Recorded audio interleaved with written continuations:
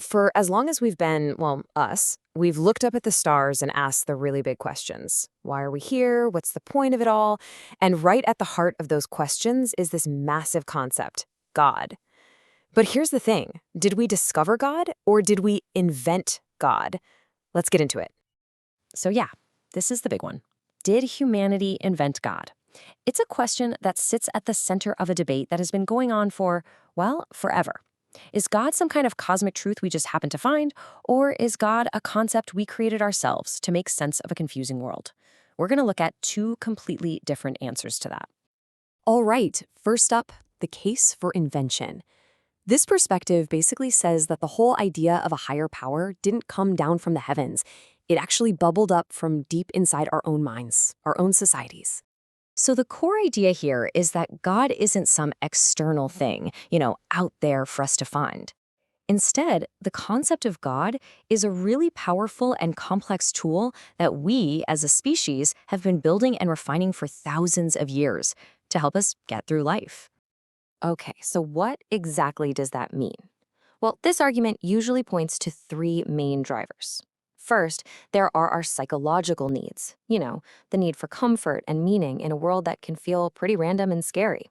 Second, there are sociological demands, the need for rules and a shared story to hold our communities together. And third, it could just be a kind of glitch in our mental software, a byproduct of our brain's tendency to see agency and patterns everywhere, even when they're not there. Let's really zoom in on that psychological piece for a second, because it's a great practical example of how this invention theory is supposed to work. The big question it asks is this: what if God is just a reflection of us? Two huge thinkers really dug into this. A philosopher named Ludwig Feuerbach, he came up with this idea of projection. He basically said that we take all the best human qualities, power, wisdom, love, and we dial them up to infinity, and then we project that onto an imaginary being we call God. Then you've got Sigmund Freud, who saw it more as wish fulfillment. He argued that we're terrified of being powerless and of dying, so we invent this ultimate father figure in the sky to make us feel safe and projected. Yeah, for Freud, it was really all a coping mechanism. This quote here pretty much sums up his entire view. Religion is like a collective neurosis. It's just a way for us as a group to manage all the stress and anxiety that comes with being human.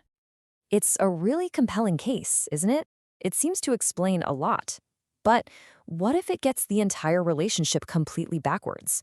What if we're not creating God in our image, but something else is going on? And that brings us to the other side of the coin, the case for revelation. This perspective argues that no, God isn't something we dreamed up. God is a reality that has actively reached out to humanity. Now, this verse from the Quran is absolutely central to this argument. It describes a God who is totally unlike us. Not born, doesn't have children. There's just nothing you can compare this God to. And that raises a huge question. If we invent gods by projecting ourselves, how could we possibly invent a God who is, by definition, the complete opposite of us? You see how this just completely flips that whole projection theory on its head? The argument here is that God is the original creator, a being that exists totally independent of our minds, our feelings, our societies, a being so different that we couldn't possibly have conceived of him on our own. So where's the evidence then? Well, according to this view, it's not inside our heads. It's literally all around us. The Quran constantly points to the universe itself, the creation of everything, the perfect rhythm of night and day, the incredible order of the cosmos. These are all presented as objective signs, as real evidence of a creator with a purpose. This leads us to a really key concept in this Quranic perspective. It's the idea that we don't invent God, but we have an inbuilt capacity to recognize God. And this capacity is called the Fitrah. Okay, so Fitrah is not some pre-installed idea of God that we're all born with. Think of it more like our factory settings, our original design. It's the spiritual hardware we come with. And this hardware includes two critical tools, the power of reason and the freedom to choose. It's not a program telling us what to believe, it's the potential to figure it out.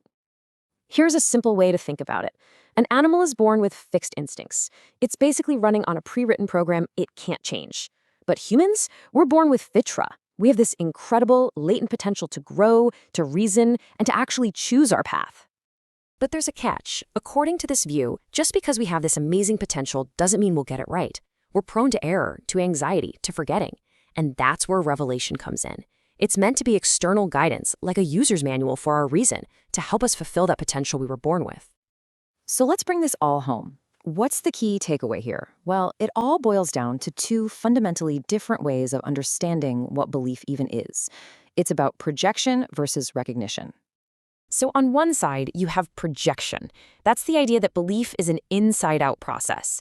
We take what's inside of us, our hopes, our fears, our ideals, and we project it outward, creating a God that looks a lot like us. And on the other side, you have recognition.